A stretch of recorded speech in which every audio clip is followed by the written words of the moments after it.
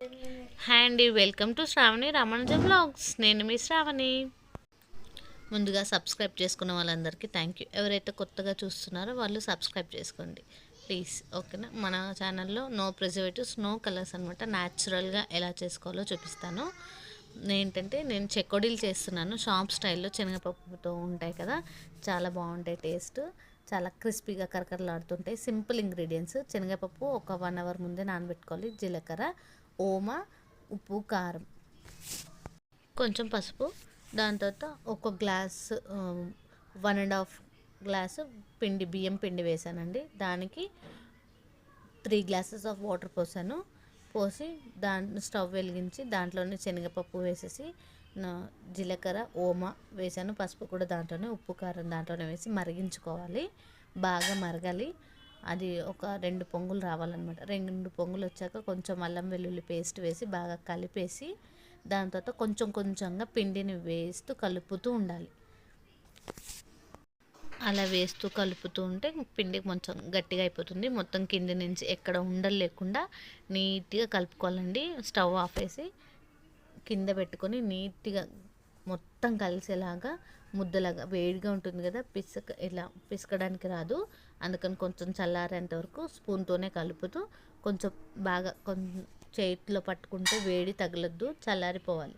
చల్లారిపోయిన తర్వాత కొంచెం ప్లేట్లో ఆయిల్ వేసుకొని దాన్ని మంచిగా పిసుకుతూ గట్టిగా మంచిగా ఒత్తుకోవాలండి. మంచిగా పిసుకుతూ ఆయిల్ పెట్టి ఇట్లా రౌండ్స్ చేసుకోవాలన్నమాట. ఇట్లా తాలుస్తూ ఉంటే పొడవుగా అవుతుంది. అలా కొంచెం లావుగా ఉన్నప్పుడు దాన్ని రౌండ్ చుట్టుకోవాలి మనము.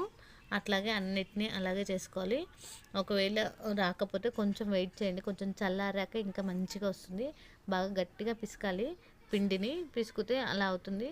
ప్రెస్ చేయడం కూడా మంచిగా మనము ఒకవేళ ఇలా రౌండ్గా చేసినప్పుడు రాకపోతే సన్నగా చేసుకొని, అలా లావుగా ఉన్నాయి అనుకుంటున్నారు కానీ ఇట్లా ఒత్తుతూ చూపిస్తున్నాను చూడండి. అలా ఒత్తుతూ కొంచెం పొడవుగా, లావుగా అయినా సన్నగా కొంచెం పెద్దగా చేసుకుంటే అలా అంటూ ఉంటే నీట్గా అయిపోతుంది. మనము అంత టెన్షన్ ఏముండదు, మెల్లిగా చేసుకుంటే సరిపోతుంది. ఒక 10 మినిట్స్లో రౌండ్ చుట్టేయచ్చు. అలా ఒత్తుతూ ఉంటే కొంచెం వెడల్పుగా అవుతాయి అన్నమాట. వెడల్పుగా అయ్యాక తీసి బాండి పెట్టేసి మంచిగా ఆయిల్లో ఒక్కొక్కటిగా వేయించుకోవాలి.